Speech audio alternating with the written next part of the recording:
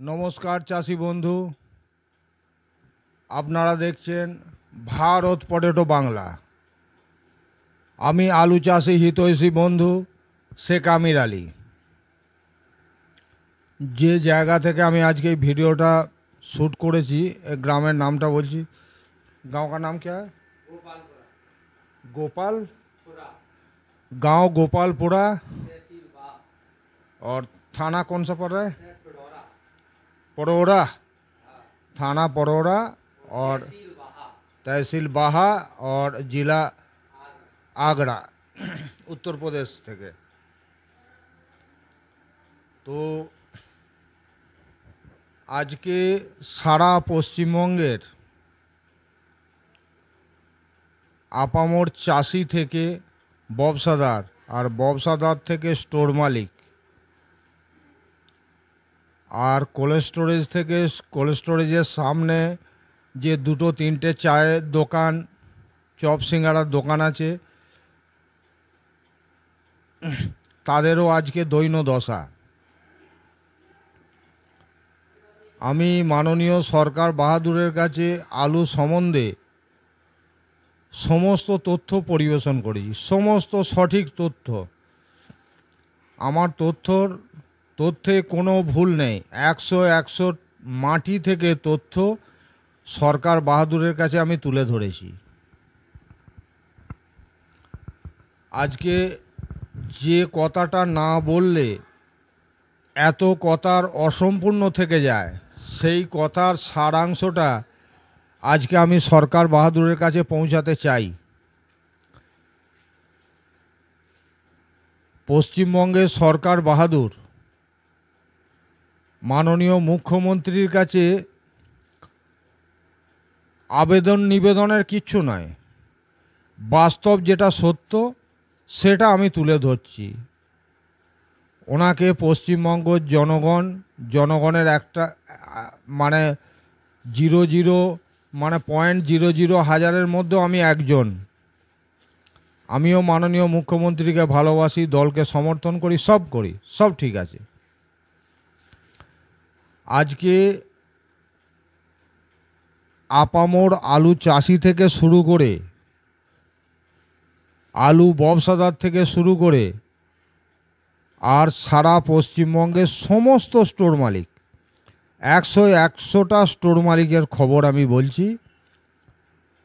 আগামী সোমবারের মধ্যে পশ্চিমবঙ্গ সরকার বিনা শর্তে সমস্ত বর্ডার যদি উন্মুক্ত না করেন, সময় আর নেই। আগামী সোমবারের মধ্যে সমস্ত বর্ডার পশ্চিমবঙ্গ সরকারকে উন্মুক্ত করতে হবে। আধিকারিকরা কি বলছে, আধিকারিকদের কথায় সরকার চলতে পারে না। মুখ্যমন্ত্রীর কথায় চলবে সরকার। আর সেই সঙ্গে আমাদের পশ্চিমবঙ্গের বিরোধী দলনেতা, বিধানসভার বিরোধী দলনেতা, তেনাকেও এই কথাটা তেনারও শোনা উচিত। তিনি 10 টাকা কেজি পশ্চিমবঙ্গের লোককে আলু খাওয়ানোর কথা বলেছেন। জীবনে কোনো দিন আলু চাষ করেছেন? আলু চাষে কত খরচ হয়, কি হয়, আলুওয়ালাদের কি ব্যথা উনি জানেন? তা আগামী দিন এতটাই ভয়াবহ পশ্চিমবঙ্গের আলু চাষি, ব্যবসাদার এবং স্টোর মালিক এবং আপামর পশ্চিমবঙ্গবাসীর এতটাই দুর্দশার মধ্যে পড়তে চলেছে বা পড়ে গেছে। তো এই বর্ডার সিল করার জন্য অকালে বহু প্রাণ ঝরে যাবে। এই কথাটা আমি উচ্চারণ করতে চাইছিলাম না, কিন্তু আমার কাছে কেঁদে এত ফোন এসেছে, তাতে স্টোর মালিক বলুন, আলু ব্যবসাদার বলুন আর চাষি বলুন, স্টোর মালিকরাও বলেছে বহু প্রাণ অকালে ঝরে যাবে ভাই, বহু প্রাণ অকালে ঝরে যাবে। তুমি তো এত কিছু করলে, তাতে লাভটা কি হলো? যদি আধিকারিকদের দোষে বর্ডার সিল হয়,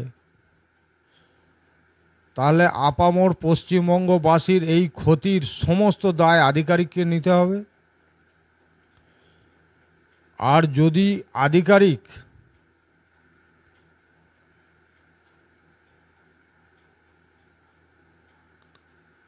উপরতলার কোনো আধিকারিকের অঙ্গুলি হিলনে যদি বর্ডার সিল হয়ে থাকে, তাহলে এর দায় তেনাকেও নিতে হবে এবং রাজ্যসভার বিরোধী দলনেতা তেনাকেও এর দায় নিতে হবে।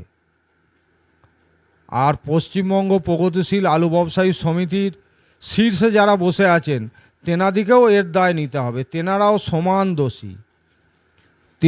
সমান দোষী। আন্দোলন তেনারা সুষ্ঠুভাবে করেননি, সিস্টেমে করেননি।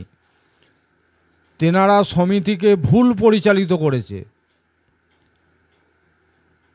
1 নম্বর দোষী যে আধিকারিকের অঙ্গুলি হিলনে এত বড় অন্যায় হয়েছে। 2 নম্বর দোষী বিধানসভার বিরোধী দলনেতা। 3 নম্বর দোষী পশ্চিমবঙ্গ প্রগতিশীল আলু ব্যবসায়ী সমিতির শীর্ষস্থানে যেনারা বসে আছেন। পশ্চিমবঙ্গ শীর্ষস্থানে পশ্চিমবঙ্গ প্রগতিশীল আলু ব্যবসায়ী সমিতির যে ডাইরেক্টরি বোর্ড, এই বোর্ডের যতজন সদস্য সকলেই এর জন্য দায়ী থাকবেন। তার কারণ হচ্ছে অকালে বহু প্রাণ ঝরে যাবে। এখনও সময় আছে মাননীয় মুখ্যমন্ত্রী, এখনও সময় আছে। আপনি সোমবারের মধ্যে পশ্চিমবঙ্গের সমস্ত বর্ডারকে খুলে দেন, নিঃস্বার্থে খুলে দেন। আর আজকে এটাও আমি বলে দিচ্ছি যে আমি এই বর্ডার খোলা নিয়ে আর কোনো ভিডিও ভারত পটেটো বাংলা চ্যানেলে আপলোড হবে না। বর্ডার খোলা নিয়ে আমার আর কোনো ভিডিও আপলোড হবে না। এটাই আমার বর্ডার খোলা নিয়ে, এটাই আমার শেষ ভিডিও। তবে হ্যাঁ, যেনারা আন্দোলন করবেন তেনাদের পাশে থাকবো, তেনাদের ভিডিওটা আমি দেবো। আমার নিজস্ব কোনো ব্যক্তিগত মতামত থাকবে না। বর্ডার খুলুন, সমস্যার সমাধান করুন, তরতাজা প্রাণ অকালে হারাতে দেবেন না। অকালে মানুষকে স্ট্রোকে মরতে দেবেন না, আর আত্মহত্যার পথে ঠেলে দেবেন না। এটাই আমার বিনীত অনুরোধ এটাই পশ্চিমবঙ্গ সরকারের কাছে। সকলকে নমস্কার জানিয়ে বর্ডার খোলার আবেদন আজকেই প্রথম আর আজই শেষ। নমস্কার।